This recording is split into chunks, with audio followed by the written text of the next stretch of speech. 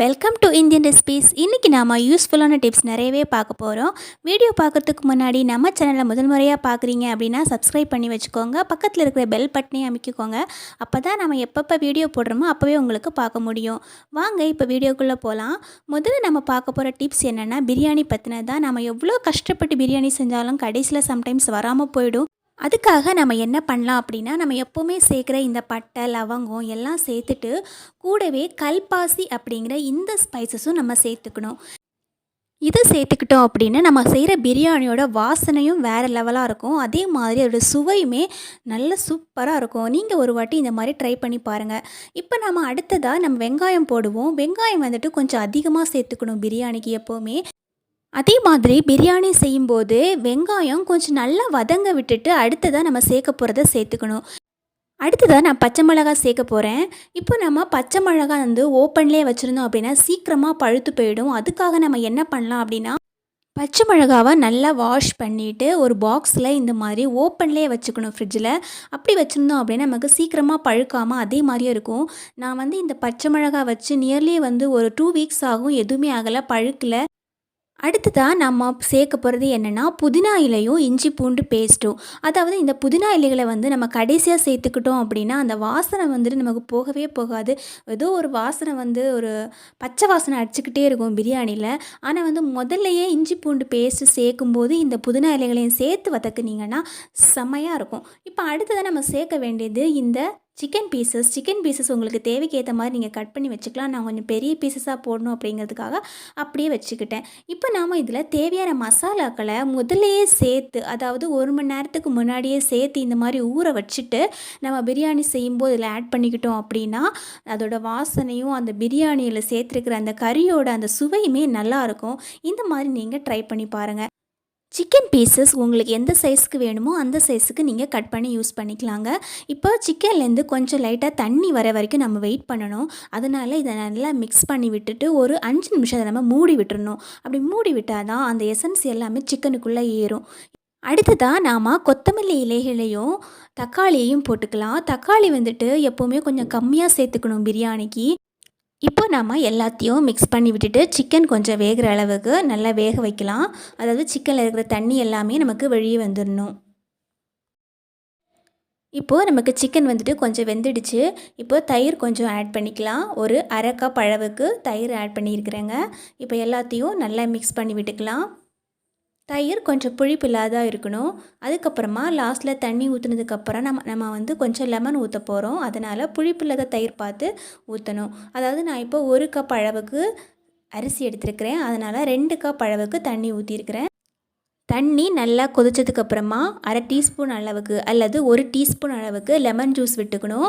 அதுக்கப்புறமா நம்ம வந்து அரிசி போட்டுக்கலாங்க. இப்போ நான் அரிசி போட்டிருக்கிறேன். நல்லா கொதிச்சதுக்கப்புறமா நம்ம அரிசி சேர்த்துக்கிட்டோம் அப்படின்னா நமக்கு வந்து அந்த சாப்பாடு வந்து உடையாமல் இருக்கும்.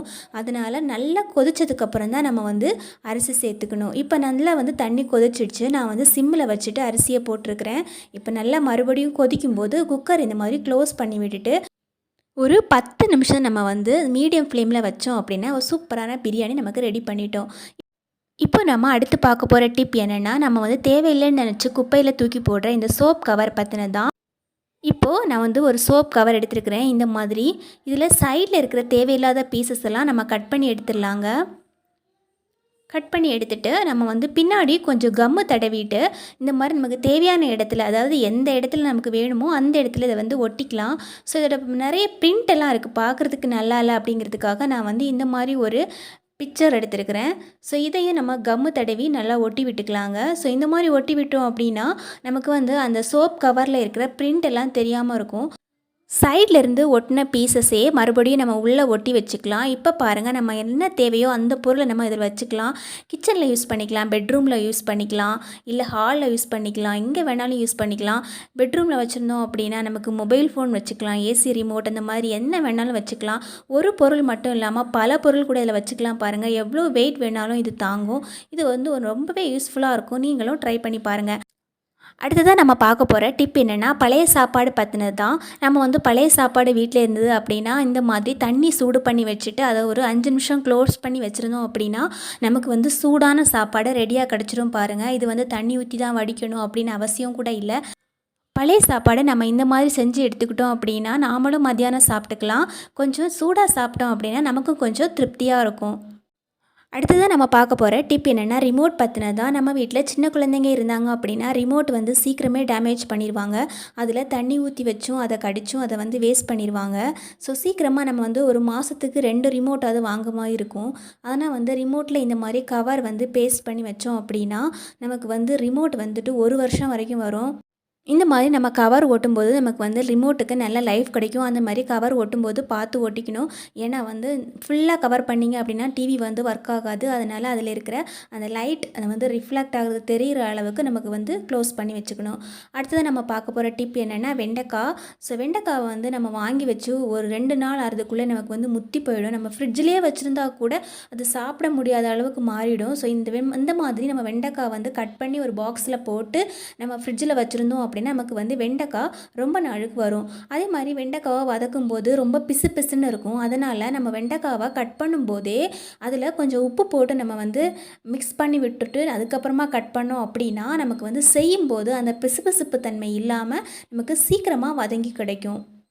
அடுத்ததாக நம்ம பார்க்க போகிற டிப் என்னென்னா நமக்கு வந்து மிச்சமான சப்பாத்தி மாவு வீட்டில் இருக்கும் இல்லையா? ஸோ அந்த மாவை வச்சு என்ன பண்ணலாம் அப்படின்னா இந்த மாதிரி சப்பாத்தி மாவு மீந்து போயிடுச்சு அப்படின்னா நம்ம காய் பொரியல் செய்யும்போது அந்த காய் பொரியலை இந்த மாதிரி எடுத்து வச்சு அதை க்ளோஸ் பண்ணி விட்டுக்கலாம். கூடவே கொஞ்சம் சீஸ் இருந்துச்சு அப்படின்னா கூட கொஞ்சம் ஆட் பண்ணிக்கலாம். இன்றைக்கி என்கிட்ட சீஸ் இல்லை, அதனால் நான் சீஸ் வைக்கல.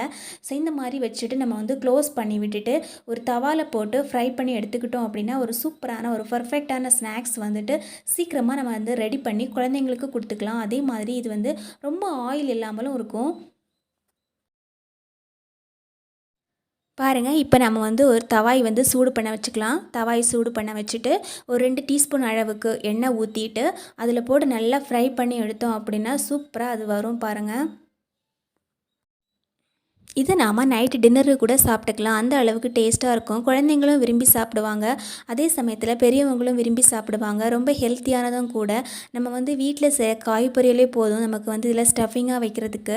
சப்போஸ் உங்கள்கிட்ட காய் பொரியல் இல்லை அப்படின்னா எக்கு வந்து ஃப்ரை பண்ணி உள்ளே ஸ்டஃபிங்காக வைக்கலாம்.